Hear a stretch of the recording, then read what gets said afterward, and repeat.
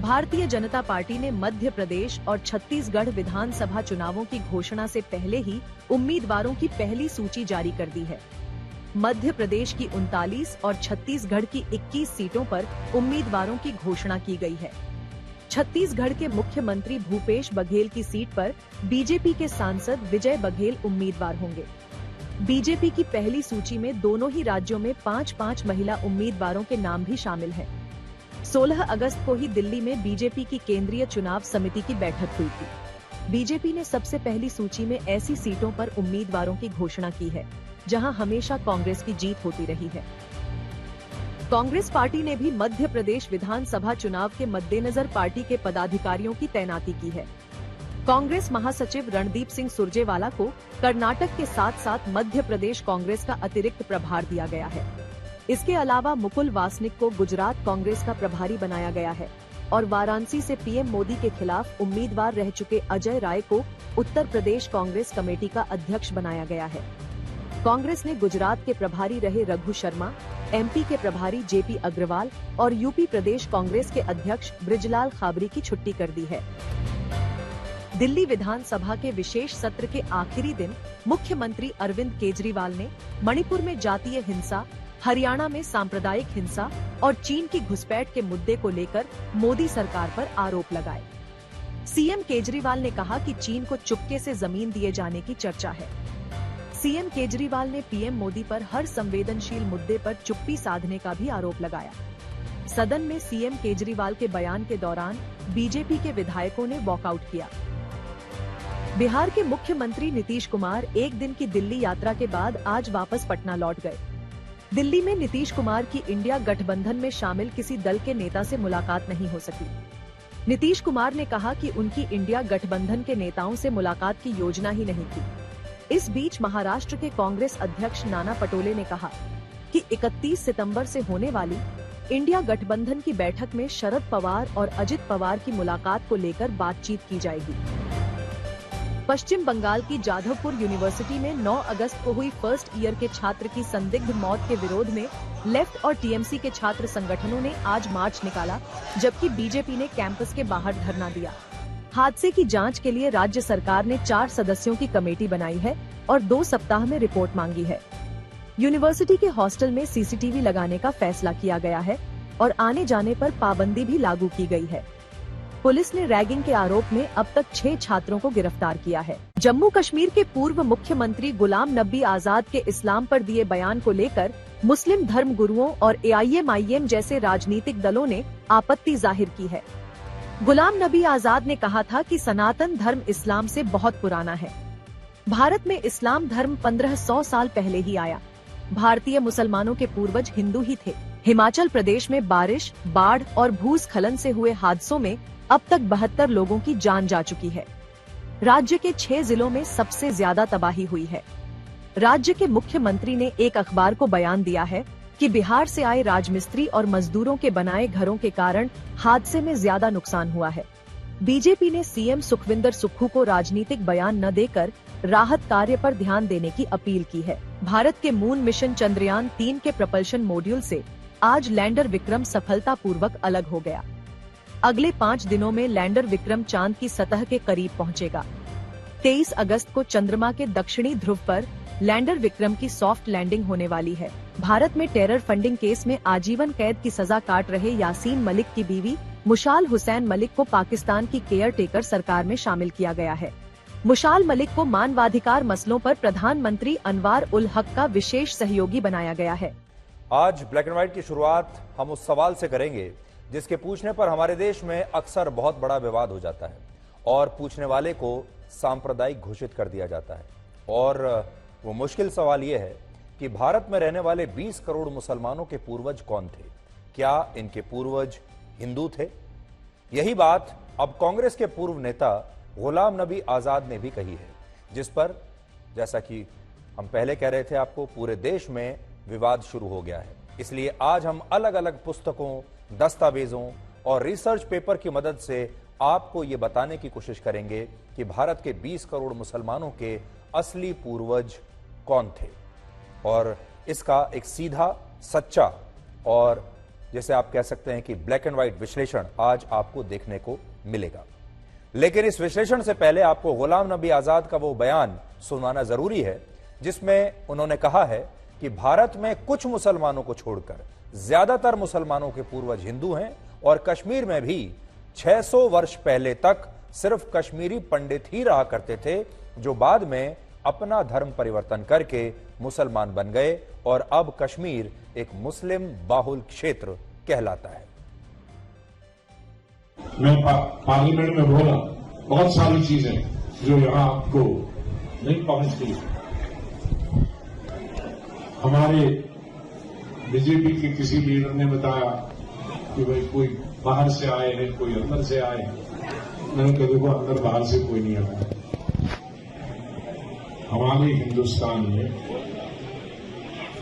इस्लाम सिर्फ और वैसे पूरा इस्लाम तो आया ही है 1500 साल पहले। हिंदू धर्म बहुत पुराना है। तो बाहर से आए होंगे 10-20, वो जब मुगलों के वक्त में उनकी फौज में थे।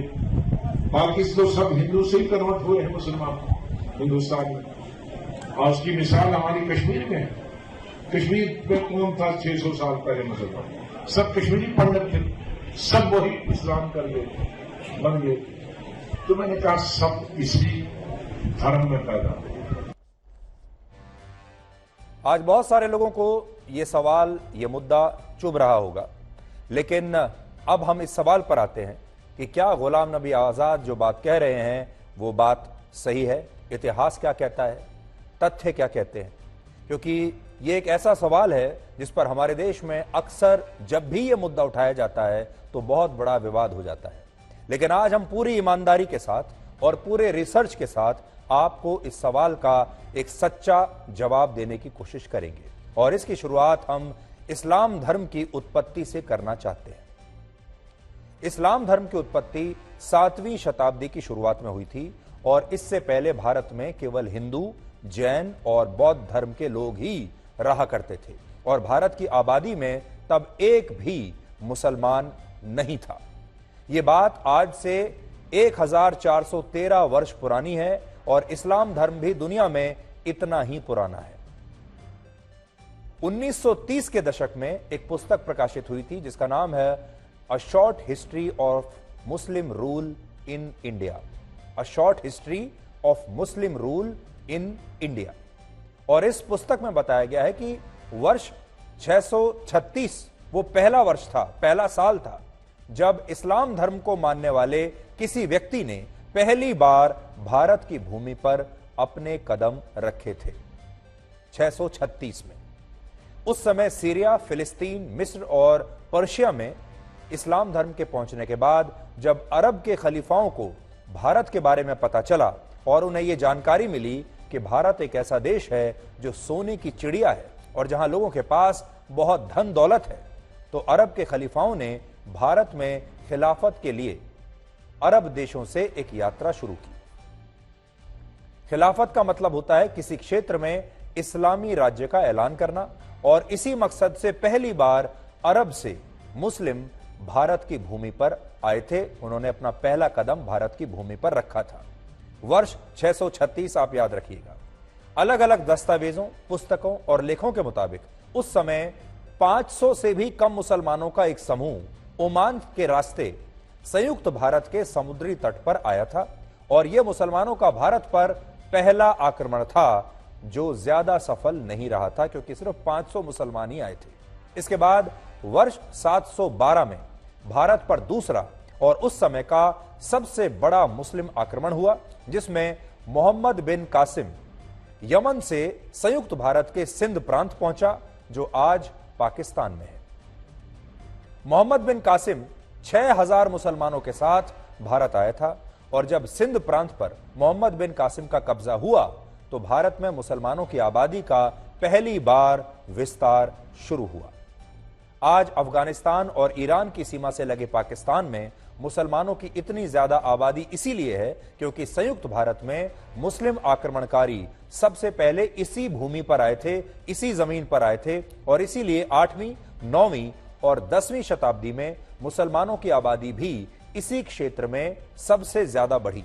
हालांकि 9वीं शताब्दी के अंत में भारत में मुश्किल से 2 लाख मुसलमान भी नहीं थे, और इनमें भी कुछ मुसलमान ऐसे थे जिन्होंने हिंदू धर्म से इस्लाम धर्म अपनाया था, यानी अपने आप को कन्वर्ट कर लिया था। वर्ष 1192 में तराइन की दूसरी लड़ाई में जब मोहम्मद गौरी ने पृथ्वीराज चौहान को हराया, तब दिल्ली में गुलाम वंश की स्थापना हुई, और उस समय मोहम्मद गौरी 1,20,000 मुसलमानों की फौज लेकर भारत आया था। तो ये कुछ ऐसे ऐतिहासिक तथ्य हैं जो आज हम आपके सामने पेश कर रहे हैं, और यहीं से भारत में इस्लाम धर्म का बड़े पैमाने पर विस्तार हुआ, और यहीं से भारत की लगभग 1000 वर्षों की गुलामी भी शुरू हुई।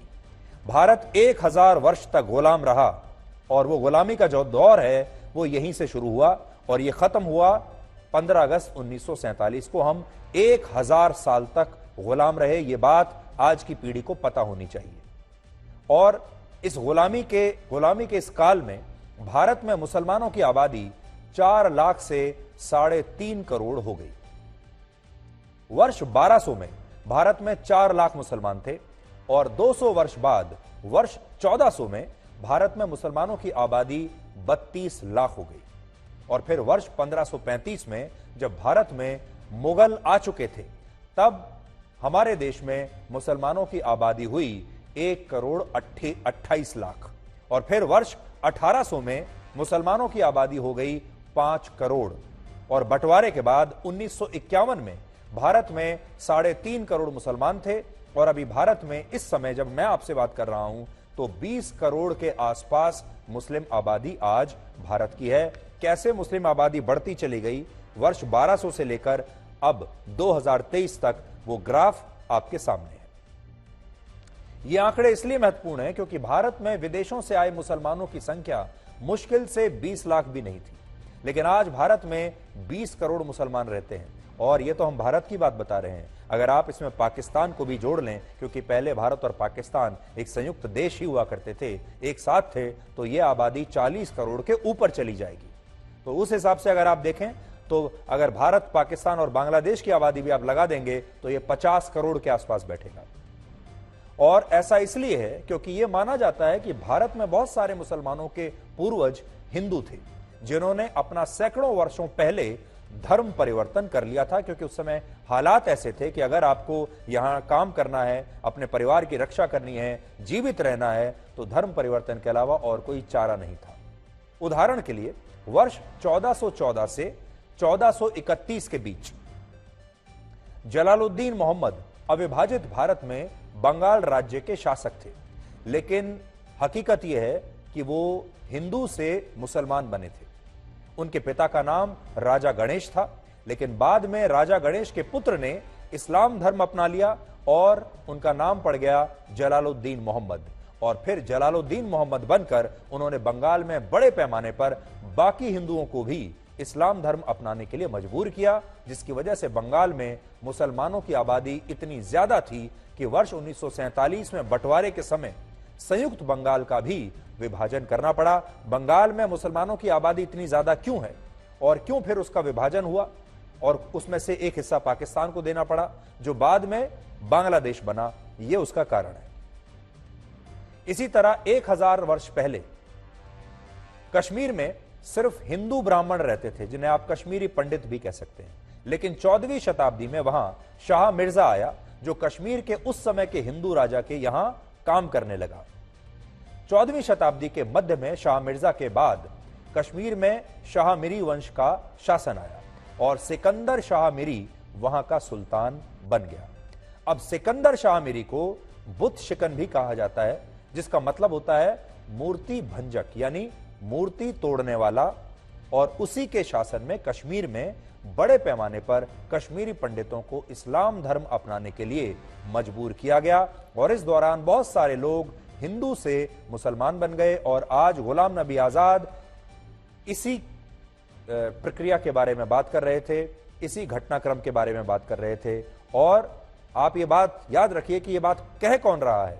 गुलाम नबी आजाद, जो खुद एक मुसलमान है और खुद जम्मू कश्मीर से आते हैं और इतने बड़े नेता हैं, वो ये बात कह रहे हैं। आज कश्मीर में बहुत सारे मुसलमानों का सरनेम चौधरी है।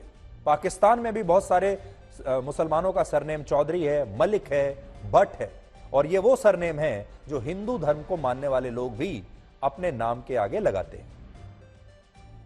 कश्मीर की तरह गुजरात में भी जो लोग मुसलमान बने उनके पूर्वज हिंदू ही थे। 14वीं शताब्दी के अंत में जब गुजरात सल्तनत की स्थापना हुई तब उसके संस्थापक जफर खान थे, जिन्हें बाद में मोहम्मद शाह प्रथम कहा गया। गुजरात में काफी मुसलमान खुद को मोहम्मद शाह प्रथम का वंशज बताते हैं, लेकिन हकीकत यह है कि मोहम्मद शाह प्रथम के पिता हिंदू थे और राजपूत समुदाय से आते थे, और गुजरात में बहुत सारे मुस्लिम समुदाय ऐसे हैं जिनके पूर्वज राजपूत समुदाय से ही है। इनमें भारत के टुकड़े करने वाले पाकिस्तान के पहले गवर्नर जनरल मोहम्मद अली जिन्ना का भी नाम है, जो खुद भारत के गुजरात से आते थे और उनके पूर्वज भी हिंदू थे, और पंजाब के शाहीवाल राजपूत समुदाय से उनका रिश्ता था।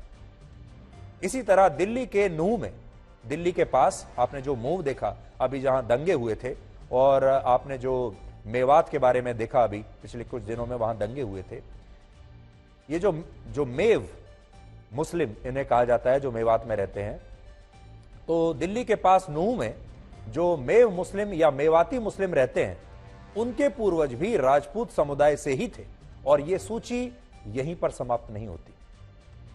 वर्ष 636 से 1800 के बीच 2 समय अवधियों में भारत के मुसलमानों की आबादी सबसे ज्यादा बढ़ी है। ये कौन से हैं देखिए। पहली बार वर्ष 1200 से लेकर 1400 के बीच, इन 200 वर्षों में भारत में मुसलमानों की आबादी 4 लाख से 32 लाख हो गई, और यह वो दौर था जब भारत में गुलाम वंश, खिलजी वंश, तुगलक वंश और लोदी वंश का शासन था। और इस दौरान कश्मीर, संयुक्त बंगाल, गुजरात, सिंध और दूसरे क्षेत्रों में हिंदुओं को इस्लाम धर्म में परिवर्तित कराने की बहुत कोशिशें शुरू हो चुकी थी। इसके बाद वर्ष 1526 में मुगल भारत आए, जो तैमूर लंग के वंशज थे, और तैमूर लंग मध्य एशिया का एक बहुत बड़ा मुस्लिम शासक था। मुगलों के समय में भी औरंगजेब के शासन के दौरान सबसे ज्यादा हिंदुओं को इस्लाम धर्म में परिवर्तित कराया गया, और सिखों के 9वें गुरु तेग बहादुर ने इसी धर्म परिवर्तन के खिलाफ अपनी शहादत दी थी। इससे आप अंदाजा लगाइए कि जो मुस्लिम शासक थे उनका कितना दबाव रहा होगा कि वो बाकी समुदाय के लोगों पर दबाव डालते थे कि अगर उन्हें जिंदा रहना है तो उन्हें इस्लाम कबूल करना होगा, और गुरु तेग बहादुर ने ये जो शहादत दी वो इसी के खिलाफ दी थी। औरंगजेब कश्मीर के हिंदुओं को मुसलमान बनाने के लिए धमकियां दे रहा था, जिसके विरोध में गुरु तेग बहादुर एक दीवार बनकर खड़े हो गए थे, और इसी के बाद औरंगजेब ने उनका सिर तन से जुदा करवा दिया था।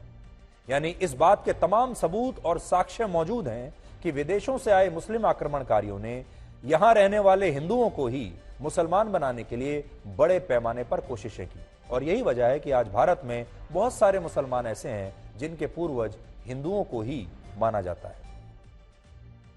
इस बात को आज आप पाकिस्तान के उदाहरण से भी समझ सकते हैं।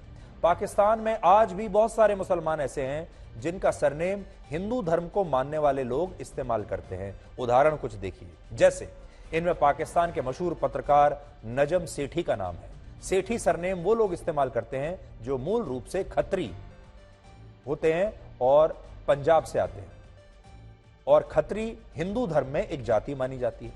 इसी तरह पाकिस्तान के एक retired chief justice Iftikhar Mohammad Chaudhry या फिर पाकिस्तान के एक पूर्व मंत्री फवाद चौधरी अपने सरनेम में चौधरी लगाते हैं, और यह सरनेम भी हिंदू धर्म से ही आया है। और कट्टरपंथी जाकिर नायक का नायक सरनेम भी हिंदू धर्म में नायक या नायक जाति से मिलता जुलता है, जिससे आप ये समझ सकते हैं कि भारत और पाकिस्तान में कुछ मुसलमानों के पूर्वज अरब और तुर्क से आए मुसलमान हो सकते हैं, लेकिन बहुत सारे मुसलमान ऐसे हैं जिनके 1000 साल पहले जो पूर्वज थे वो हिंदू ही थे। इस विषय पर हमने Delhi institute of heritage research and management के डायरेक्टर और प्रोफेसर डॉक्टर मक्खन लाल से आज खास तौर पर बात की, और उनका इस विषय पर क्या कहना है आज आपको सुनना चाहिए। 200 साल पहले तक बहुत ज्यादा मुस्लिम आबादी वहां नहीं थी।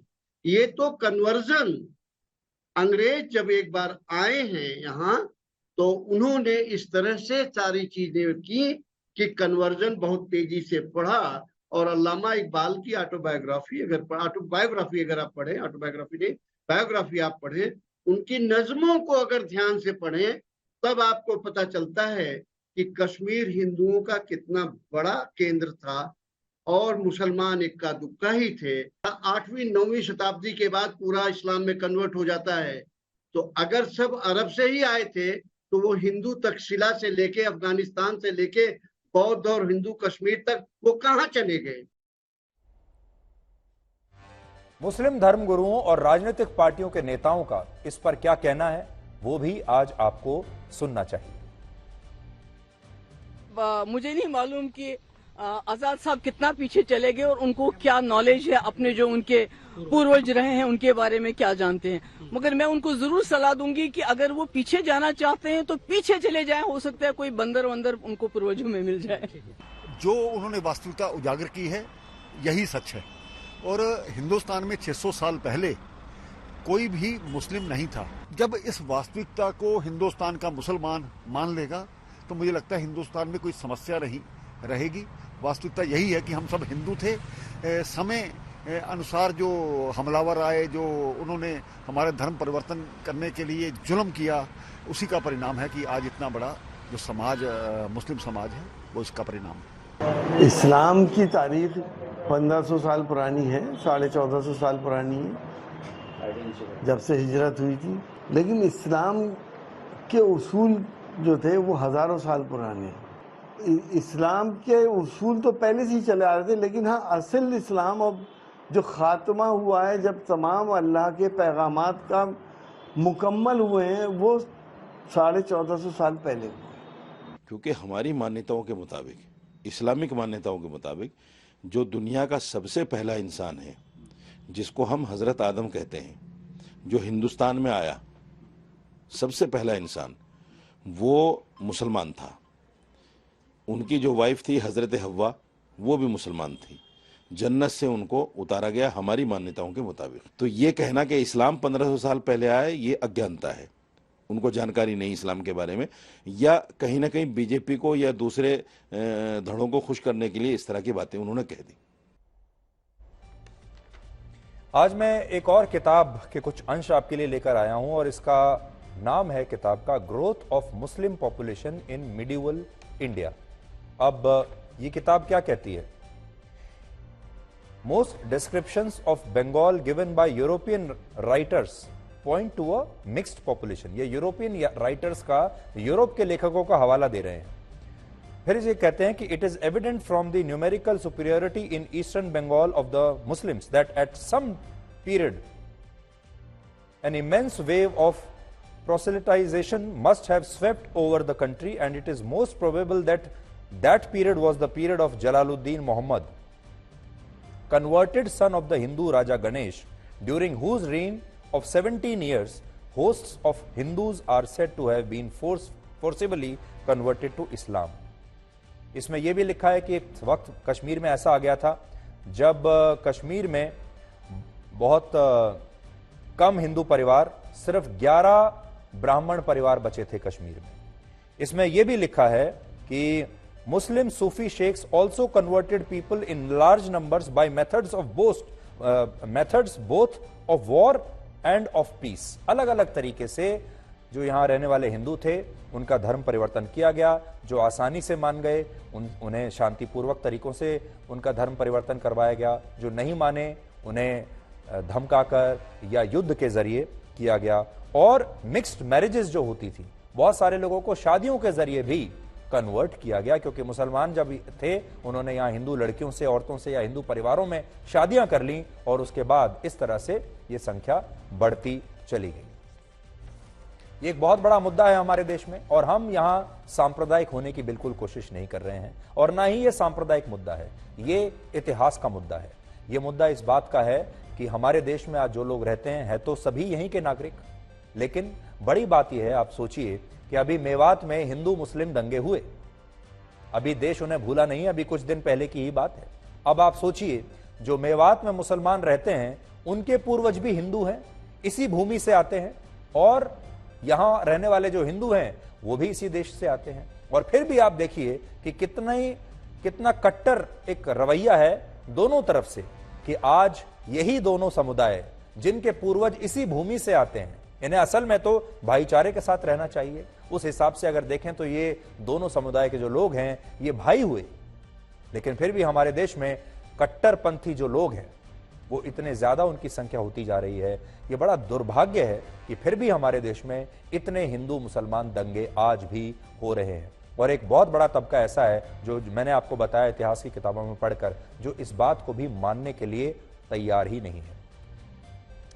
अब हम आपको भारत की अदालतों में महिलाओं को लेकर एक नई शब्दावली के बारे में बताना चाहते हैं। वैसे तो हमें आजाद हुए 76 वर्ष हो चुके हैं, लेकिन आज भी हमारे देश में अक्सर महिलाओं की गरिमा को ठेस पहुंचाने वाली भाषा और विचारों का प्रयोग होता ही रहता है और यह भाषा कई बार अदालतों की कार्यवाही में भी उपयोग होती है।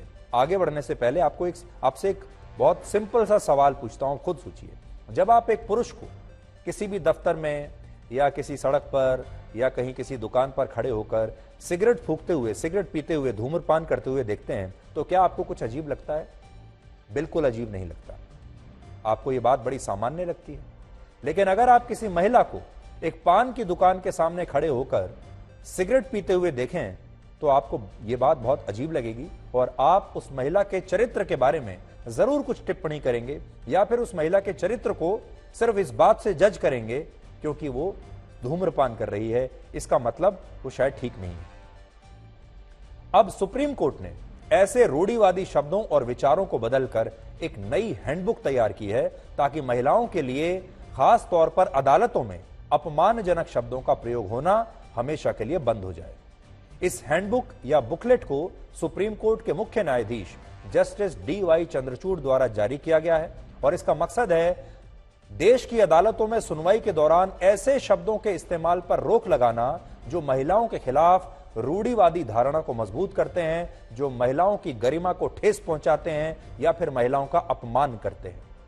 अंग्रेजी में ऐसे शब्दों को जेंडर स्टीरियोटाइप कहा जाता है, जिसका मतलब होता है कि लैंगिक आधार पर पुरुषों और महिलाओं में भेदभाव करना और महिलाओं के खिलाफ रूढ़िवादी धारणाएं अपने मन में और फिर अपनी जुबान पर रखना। उदाहरण के लिए यह कहना कि महिलाओं का काम तो घर की रसोई में खाना पकाना है, घर का काम करना है और पुरुषों का काम बाहर जाकर नौकरी करना है, ये एक जेंडर स्टीरियोटाइपिंग है जिसमें महिलाओं के प्रति समाज रूढ़िवादी सोच रखता है और महिलाओं को पुरुषों के बराबर नहीं समझा जाता। आज भी हमारे देश में ज्यादातर परिवारों में यही सोच है। अभी देश की अदालतों की कार्रवाई में जज और वकीलों द्वारा ऐसे बहुत सारे शब्द इस्तेमाल होते हैं जो इसी भेदभाव और रूढ़िवादी सोच का समर्थन करते हैं। इसलिए सुप्रीम कोर्ट की तरफ से यह नई बुकलेट जारी की गई है ताकि इन शब्दों के इस्तेमाल पर रोक लग सके और इसमें कुल मिलाकर 43 शब्द ऐसे हैं जिन्हें गलत बताया गया है और यह लिखा है कि इन शब्दों का दूसरा विकल्प क्या हो सकता है। आगे बढ़ने से पहले आपसे एक बात यह है कि ये जो शब्दावली है ये तो अदालत ने बनाई है, सुप्रीम कोर्ट ने बनाई है कि अदालतों में इस भाषा का प्रयोग ना हो, लेकिन हम ये चाहते हैं कि अदालतों के बाहर भी एक बहुत बड़ी दुनिया है। आपके घरों में, आपके परिवार में एक दुनिया है, समाज में एक बहुत बड़ी दुनिया है। जो अदालतों ने यह फैसला किया है आप भी अपने जीवन में इस फैसले को अपनाइए और महिलाओं को सम्मान दीजिए। ऐसे तमाम शब्दों को, अपशब्दों को, अपमान करने के तरीकों को अपनी जिंदगी से, अपनी जुबान से, अपने दिल से निकाल दीजिए जो कि महिलाओं की छवि को ठेस पहुंचाती हैं और महिलाओं का अपमान करती हैं। जैसे अदालतों में सुनवाई के दौरान अभी अच्छी पत्नी, बुरी पत्नी, आज्ञाकारी पत्नी और पतिव्रता पत्नी जैसे शब्द अक्सर इस्तेमाल होते हैं जब इस तरह के मामले आते हैं, लेकिन अब इन शब्दों पर रोक लगा दी गई है और इन सारे शब्दों की जगह अब सिर्फ एक शब्द का इस्तेमाल होगा और वो शब्द है पत्नी, यानी वाइफ। नहीं तो पहले जब भी कोई विवाद होता था पति पत्नी के बीच में तो वकील और जज इस तरह की शब्दों का प्रयोग करते थे, dutiful wife, faithful wife, good wife, obedient wife या हाउस वाइफ। इसी तरह अब जज और वकीलों को किसी मामले की सुनवाई करने में या फैसला सुनाने में हाउसवाइफ शब्द की जगह होम मेकर शब्द का इस्तेमाल करना होगा। तो ये जो हाउसवाइफ शब्द है अब ये बदल गया है, इसे होम मेकर कहा जाएगा। आप भी ये बदलाव अपने जीवन में ला सकते हैं। इसके अलावा अदालतों में अब महिलाओं को Indian woman, western woman, career woman, fallen woman और चेस्ट वुमन या वर्जिन वुमन कहकर संबोधित नहीं किया जाएगा, बल्कि महिला को अब सिर्फ अदालतों में एक ही शब्द कहकर पुकारा जाएगा, वो है सिर्फ और सिर्फ महिला। वो एक महिला है, चाहे वो वेस्टर्न हो, फॉलन, ये जो फॉलन वुमन होता है, करियर वुमन होता है, ये सारे शब्द अब हमेशा के लिए समाप्त हो जाएंगे।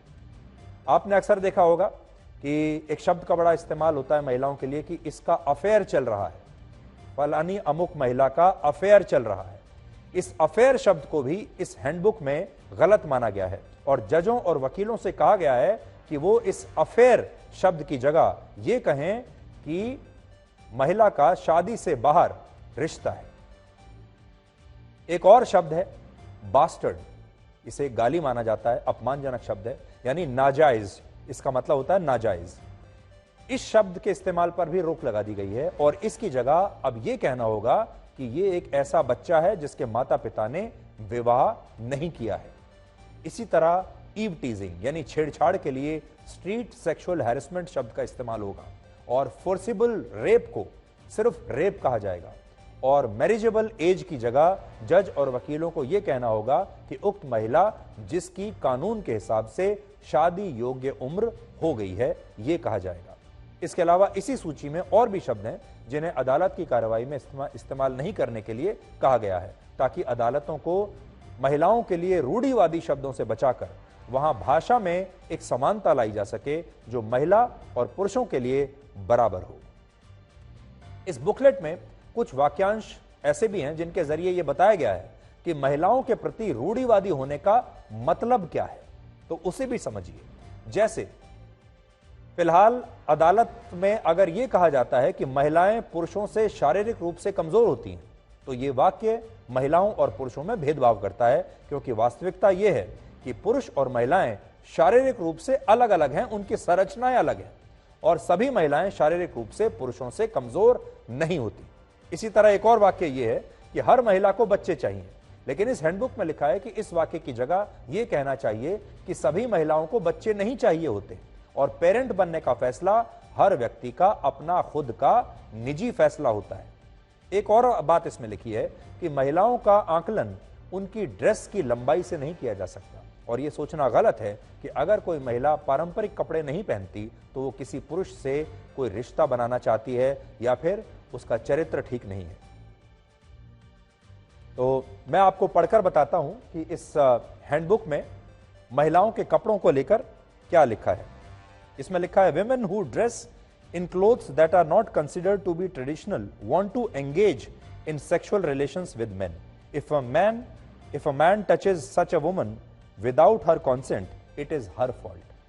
हिंदी में अगर मैं आपको बताऊं तो अक्सर आपने देखा होगा जब महिलाओं के साथ कोई छेड़छाड़ का मामला सामने आता है या और कोई इस तरह की दुर्घटना महिलाओं के साथ हो जाती है, तो अक्सर ये कहा जाता है कि इस महिला ने, पहले तो ये कहा जाता है अगर मान लीजिए घटना रात को होती है तो सबसे पहला सवाल ये उठाया जाता है कि महिला इतनी रात को अपने घर से निकली ही क्यों, रात में 12 बजे वो महिला सड़क पर क्या कर रही थी। दूसरा सवाल ये उठाया जाता है कि महिला ने कपड़े कैसे पहने हुए थे, उन्होंने आपत्तिजनक कपड़े पहने हुए थे। फिर महिला के चरित्र को उसके ड्रेस की लंबाई से आंका जाता है। अब इसमें जो बदलाव है वो कहता है, द क्लोथिंग और attire of a woman neither indicates that she wishes to engage in sexual relations nor is it an invitation to touch her. साफ साफ लिखा है। यह हैंडबुक जिस कमेटी द्वारा तैयार की गई है उसकी अध्यक्ष कलकत्ता हाई कोर्ट की एक जज जस्टिस मौसमी भट्टाचार्य हैं और यह हैंडबुक अदालतों की कार्रवाई के लिए बनाई गई है, यानी जज और वकीलों के लिए इसे बनाया गया है। सुप्रीम कोर्ट को यह बुकलेट इसलिए जारी करनी पड़ी क्योंकि अदालत में हाल ही में एक वकील ने एक मामले की सुनवाई के दौरान किसी महिला के लिए एक शब्द का इस्तेमाल किया और वो शब्द था वैश्या।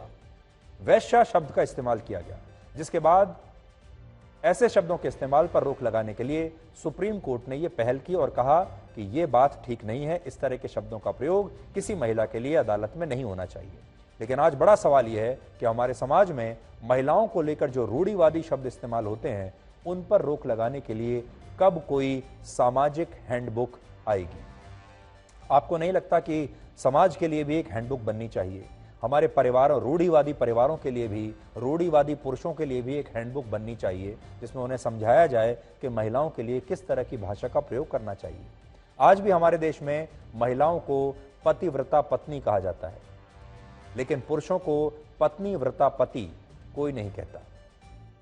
इसी तरह हमारे देश में आज भी महिलाओं को हाउसवाइफ कहा जाता है। आपने भी देखा होगा, अक्सर हम किसी से पूछते भी हैं कि आपके पेरेंट्स क्या करते हैं, माता पिता क्या करते हैं, तो लोग बताते हैं कि मेरे पिता तो इस विभाग में काम करते हैं या ये काम करते हैं, और मेरी जो मदर हैं वो हाउसवाइफ हैं। ज़्यादातर लोग अपनी माँ के बारे में यही कहते हैं।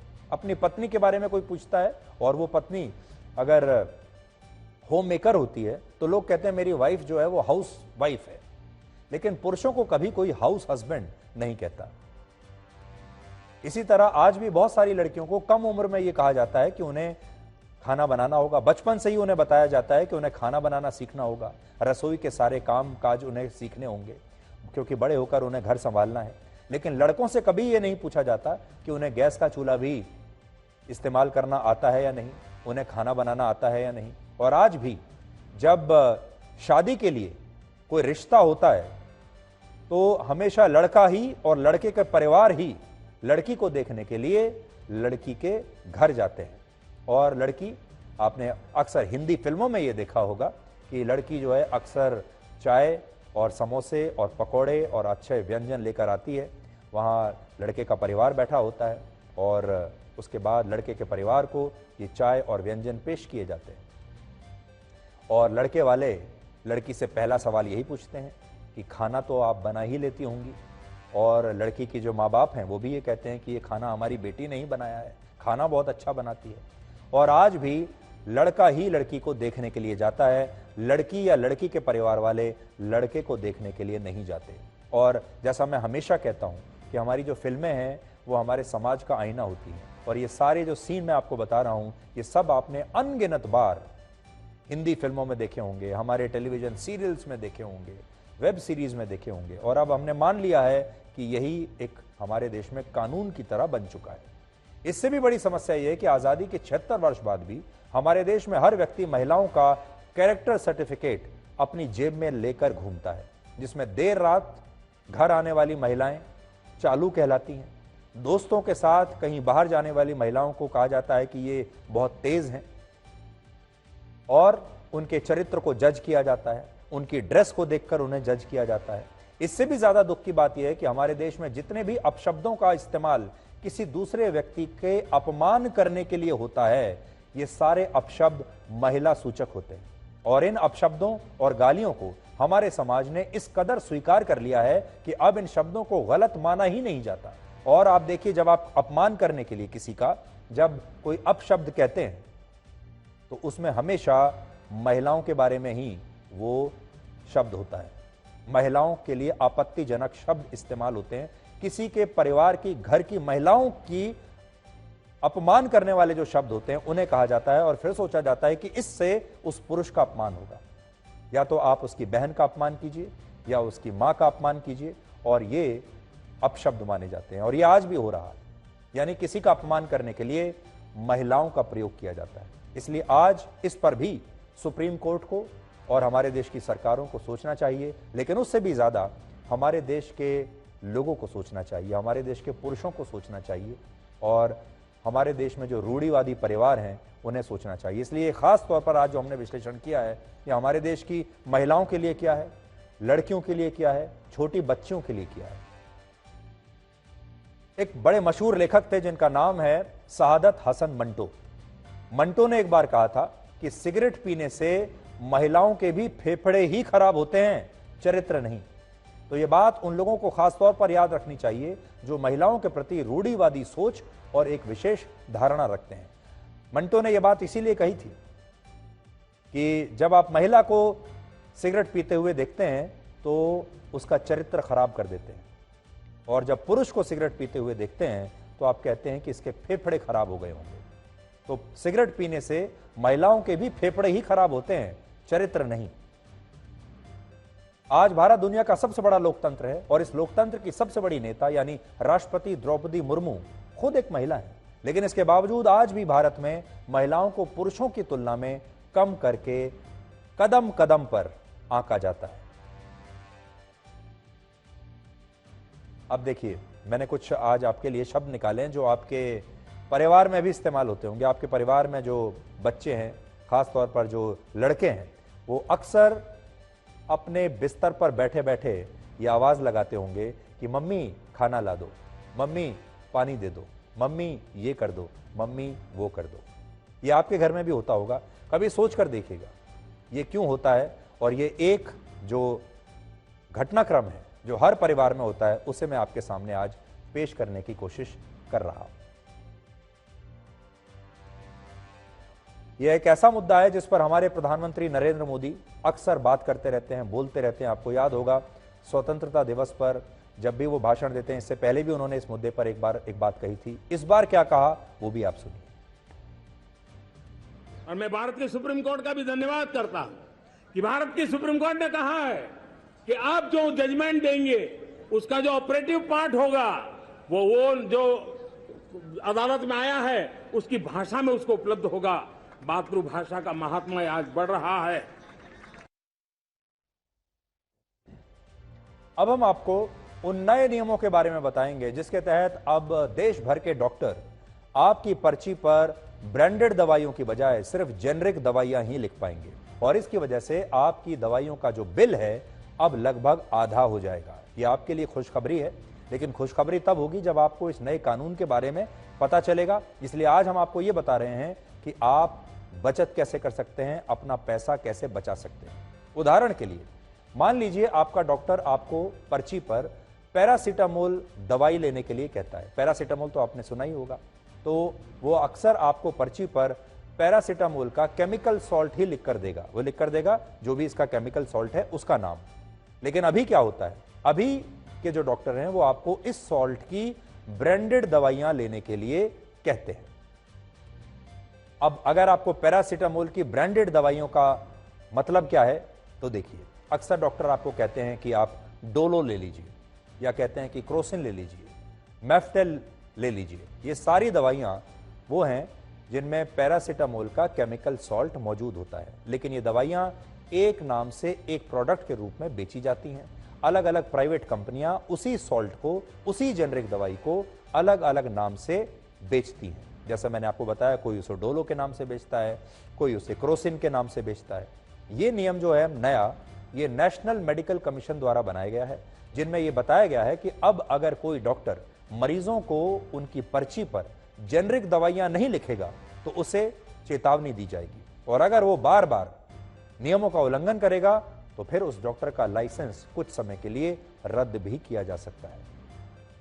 यह फैसला इसलिए लिया गया ताकि भारत के लोगों को सस्ती दवाएं उपलब्ध कराई जा सकें, क्योंकि जो जेनरिक दवाइयां होती हैं वो ब्रांडेड दवाइयों की, प्राइवेट कंपनियों की ब्रांडेड दवाइयों की तुलना में 30 से 80% तक सस्ती होती है। अगर आप अब भी जेनरिक और ब्रांडेड दवाइयों का फर्क नहीं समझ पाए तो आपको और सरल भाषा में इसका फर्क बताते हैं।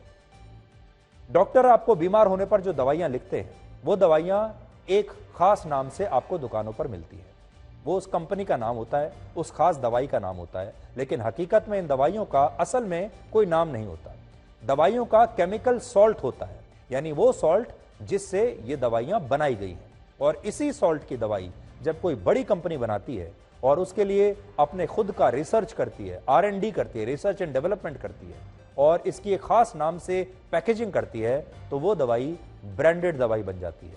लेकिन अगर वही दवाई बिना किसी ब्रांड के सिर्फ सॉल्ट के नाम से मिलने लगे तो उसे आप जेनरिक दवाई कहेंगे। देश में भारत सरकार के जो 9000 जन औषधि केंद्र हैं, उन सभी केंद्रों पर यही जेनरिक दवाइयां मिलती हैं। हालांकि इंडियन मेडिकल एसोसिएशन ने इस फैसले का कड़ा विरोध किया है। अब उनका पक्ष भी जान लीजिए। उनका कहना है कि यह फैसले लोगों के लिए खतरनाक है, क्योंकि जो जेनरिक दवाइयां होती हैं उनमें 0.1% से भी कम दवाइयों की ही क्वालिटी को सुनिश्चित किया जाता है, और बाकी दवाइयों की गुणवत्ता यानी उनकी क्वालिटी पर किसी का कोई कंट्रोल नहीं होता।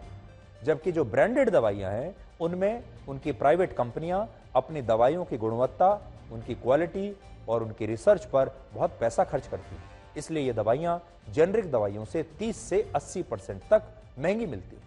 इस खबर का एक और पहलू यह है कि जिन मेडिकल स्टोर्स पर आपको ये दवाइयां मिलती हैं, उनका कहना है कि जेनरिक दवाइयों में उन्हें ज्यादा मुनाफा होता है और ब्रांडेड दवाइयों में कम मुनाफा होता है। कोई भी हम चीज लागू करते हैं उसका लॉजिक होना चाहिए। सडनली एक चीज कह देना इतने बड़े देश में फिजिबल नहीं है।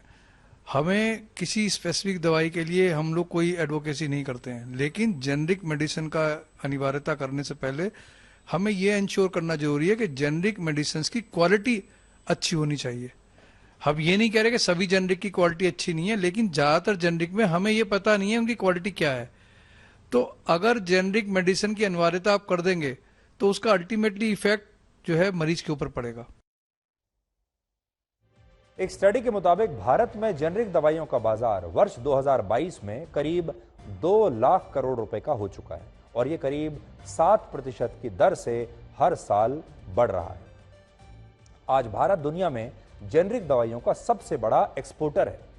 दुनिया में भारत की जेनरिक दवाइयों की हिस्सेदारी 20% है इस पूरे बाजार में, जबकि दुनिया में इस्तेमाल होने वाली अलग अलग जेनरिक वैक्सीन में से 50% वैक्सीन भारत में बनती है। खास बात यह है कि भारत में बनी हुई वैक्सीन और जेनरिक दवाएं बहुत सस्ती होती हैं, क्योंकि इनके प्रोडक्शन, रिसर्च और टेस्टिंग की लागत काफी कम होती है। अमेरिका और ब्रिटेन जैसे देशों का स्वास्थ्य खर्च जो है वो कम करने में भारत की एक बहुत बड़ी भूमिका है। अमेरिका 40% और ब्रिटेन 25% जेनरिक दवाइयां भारत से खरीदता है, लेकिन हमारे देश में ज्यादातर डॉक्टर आम लोगों को जेनरिक दवाइयां लिखते ही नहीं। भारत में जेनरिक दवाइयां इसलिए भी जरूरी हैं क्योंकि हमारे देश की लगभग 7% आबादी 7% नियमित रूप से कोई ना कोई दवाई खाती ही रहती है, जिसका सीधा असर आपकी जेब पर पड़ता है। देखिए, आपके परिवार में भी कई ऐसे लोग होंगे जो 12 महीने कोई ना कोई दवाई खाते ही रहते हैं, किसी ना किसी चीज की। इसलिए दवाइयों पर आपका खर्चा बहुत होता है और यह आंकड़ा बुजुर्गों में सबसे ज्यादा है। साल 2022 में भारत में हर परिवार का दवाइयों पर औसत खर्च 3,638 रुपए था, हर परिवार का। आपको मन में यह सवाल भी जरूर आता होगा कि अगर जेनरिक दवाइयां सस्ती हैं तो डॉक्टर अक्सर ब्रांडेड दवाइयां क्यों लिखते हैं? तो इसके पीछे है कमीशन वाली बीमारी।